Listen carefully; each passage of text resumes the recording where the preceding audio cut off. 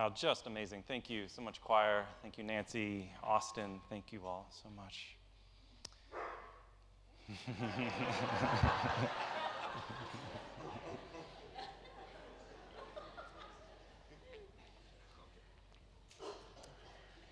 I'm already getting barked at. I haven't started yet. Before we turn to our second lesson this morning, which comes to us from Proverbs chapter 5, a few introductory comments are in order. First of all, the book of Proverbs is not the most user-friendly book of the Bible, all right? Nor is it the most preacher-friendly. Just keep that in mind, all right? And that's because Proverbs has this unique and complex style to it. It relies heavily on poetry and metaphor and symbolism. Proverbs is also very much written for a particular audience. Specifically, it was written by sages to teenage male members of their community. Proverbs is basically a collection of teachings about choosing wisely. Think of it as a nervous parent writing to their child who is just starting to explore this big, dangerous world on their own. Now, in many cases, the sages personify wisdom as a woman. Great. But in other cases, like in today's passage, they personify foolishness as a woman.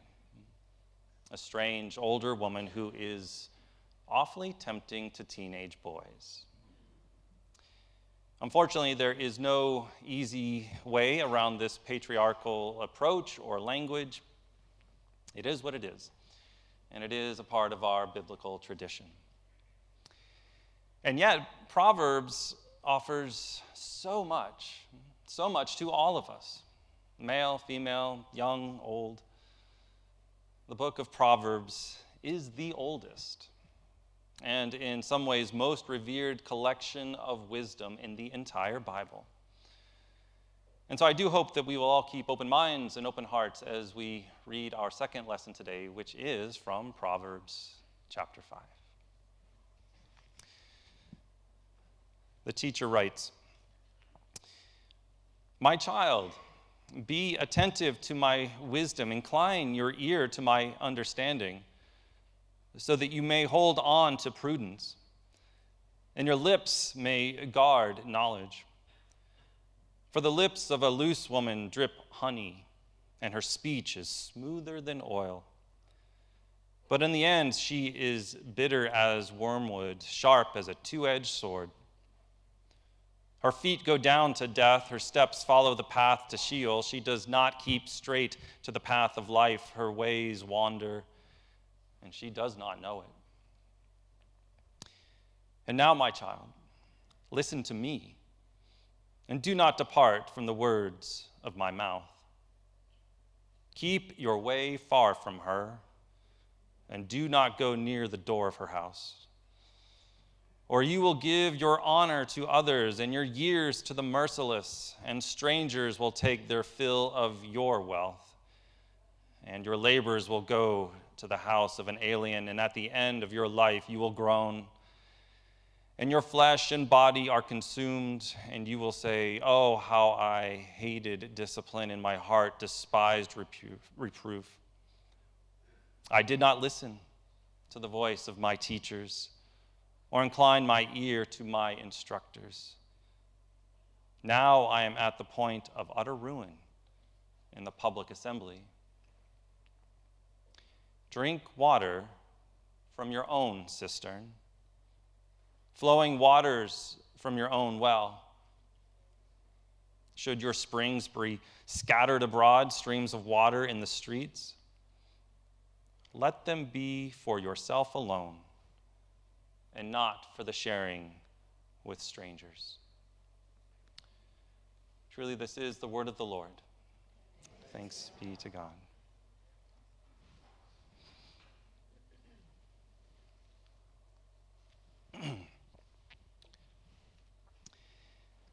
Have I mentioned yet that Proverbs is not the easiest book of the Bible to understand or to preach on? Seriously, though, I do hope that if you caught nothing else from what we just read, you at least picked up on the passion with which the teacher speaks to his student.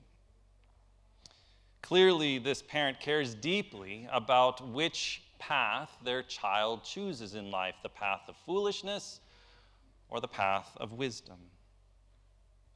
And even though this passage was written for a particular audience at a particular time in history, I hope that we all still see it as God's word to us for today.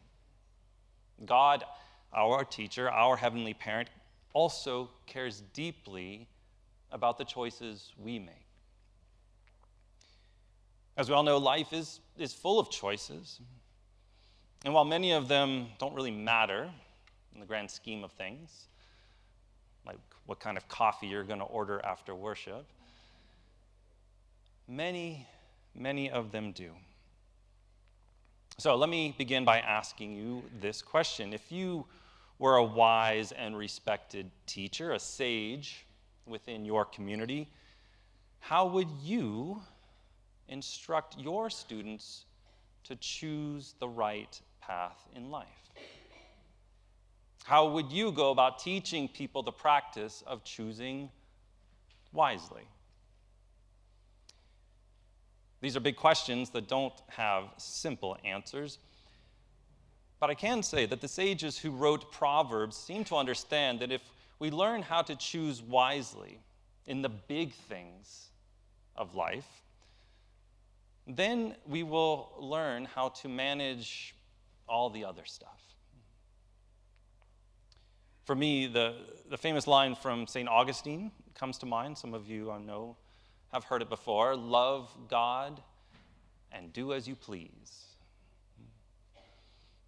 In other words, if we get the fundamental choice in life right, such as choosing to love God, we will figure out wisely how to navigate the other matters as well.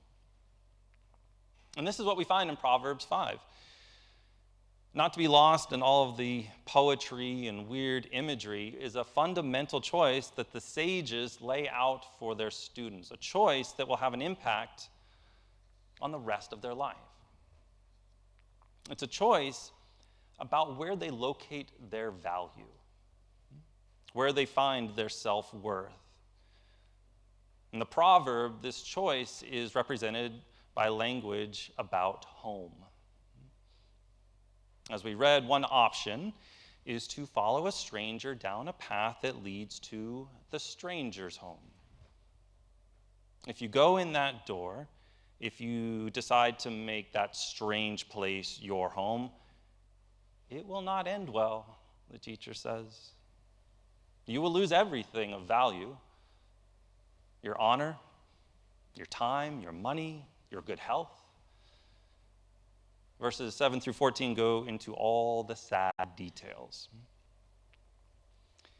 The other option is to not follow that stranger, to not go down that path that leads you where you do not belong, that leads you away from your true home. Instead, the teacher says in verse 15, drink water from your own cistern, drink water from your own well, not somewhere else. Now, just as an aside, we should all keep in mind what a powerful image water was for those who were originally hearing this passage. By and large, the weather in ancient Palestine was hot, right? Hot and dry. Water was extremely valuable, like life and death valuable. To find your own source of it at your own home was like finding treasure. To have your own cistern, your own well, was like having your own source of life. So you can see what the sages are doing here, the contrast they are presenting to their students. Wander off in search of God knows what, and call some strange place your home, and you will lose everything. Or stay at your true home and discover how much you already have right in your backyard, and you will gain everything. Just like choosing to love God, this is one of those fundamental choices in life on which so many other things depend. Stay grounded in who you are. Appreciate the great treasure that is already yours, or lose it all by walking off in some foolish pursuit to prove that the grass is greener somewhere else.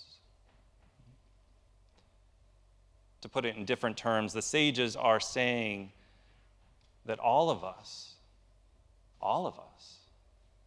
already have within us this wellspring of life. And some people refer to this as our soul or our true self. As it says in Ephesians, there is a part of each of us that God has known and loved since before the foundation of the world. And as long as we find our value in that part of ourselves, we will figure out how to manage everything else. That doesn't mean that life will be easy. But if we stay true to that part of ourselves that God knows and loves intimately, we will always find a way to navigate life. If you recall, this is exactly what happened to Jesus. Right? At his baptism, he heard a message from God, "You are my beloved Son, with whom I am well pleased." It was God's affirmation of Jesus' true self, his original identity. The next thing you know, Jesus is led out into the wilderness and is tempted by the devil. Each temptation was an attempt to get Jesus to find his true self, his own value in something else, something worldly. Turn stones into bread and get your value by what you can do. Throw yourself off the temple so that the angels will catch you right in front of everyone and get your value out of what everyone says about you. Acquire all the kingdoms of the world, Jesus, and get your value by how much you own, how much you accumulate. As Proverbs would put it, each is a temptation for Jesus to abandon his own wealth, his internal source of value put there by God. Jesus chooses wisely, as you would expect. And from that moment forward, it is that choice that helps Jesus navigate the rest of his life. Through all the highs and lows, that source of self-worth kept him grounded and kept him going. We all have that same choice to make every day, really. Whenever I face temptations and trials, how am I going to stay grounded? What will I choose to sustain me and keep me going? When I hear all the noise from the surrounding world, all those voices, how do I not lose my mind and wander off down some sad path? From the great sages of the Old Testament to Jesus himself, the teaching is the same. To be truly wise in life, you must be able to look within and drink water from your own well, not somewhere else. Now, to help illustrate this, I thought I'd close with a Jewish tale. It's one that some of you may be familiar with. It's a story about a Jew named Avram who lived some time ago in Krakow. Avram was quite poor, and so he constantly dreamt of finding a great treasure that would give him a better life. Night after night, Avram sat at his kitchen table just imagining that treasure. Well, one night, Avram had a dream. He was in Prague at the outskirts of the king's palace. And he was standing under a bridge which led to the palace when suddenly he heard a voice saying to him, "Dig, dig, treasure is to be found." When he awoke the next morning, Abram quickly dismissed the dream, thinking it was just wishful thinking. However, the next night, it was the same dream. Abram once again found himself in Prague, standing under the same bridge, hearing that same voice. Dig, dig, there is a treasure to be found. But he dismissed it again. It was just a stupid dream. Asleep a third night, Abram had the exact same dream. So when he woke up, poor Abram walked to Prague in search of his treasure. When he arrived, everything was as it was in his dream, with one exception. Since the bridge was so close to the royal palace, it was heavily guarded. Soldiers marched up and down looking for signs of danger or unusual activity. When one guard noticed Abram, he demanded to know what Abram was doing there. Seeing no other option, Abram told the guard about his dream. When the guard heard it, he threw his head back and laughed and laughed. "You fool, you fool. You traveled all this way because you dreamt of treasure? You know, I've been having the same dream over and over about finding a great treasure hidden under the kitchen floor of a poor Jew living in Krakow.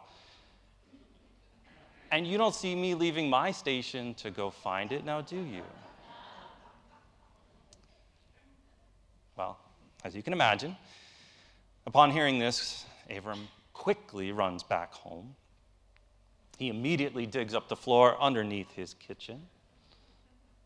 And sure enough, under that table where he sat for so many years, thinking he was poor, where he sat for so many years dreaming of a better life, where he sat for so many years convinced that he didn't have what he needed to be happy, was a great treasure. It had been with him all along. And so it is, my friends, with us and our treasure, which God so deeply cares about us realizing.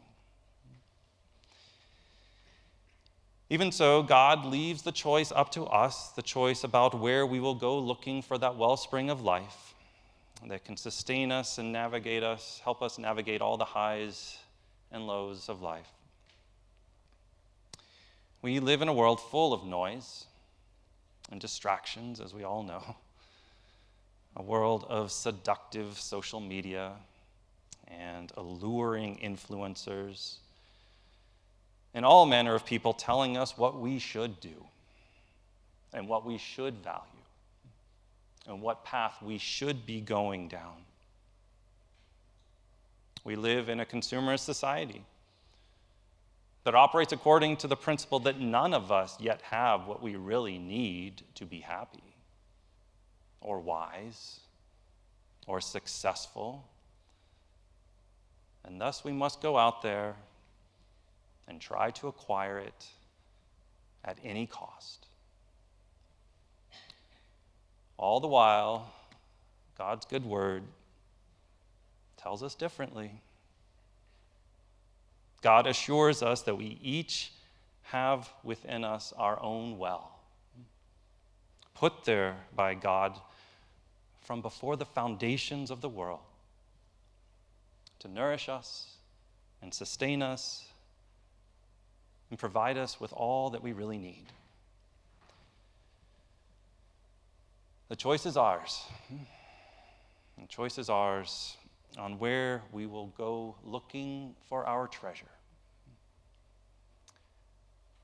So let us choose wisely.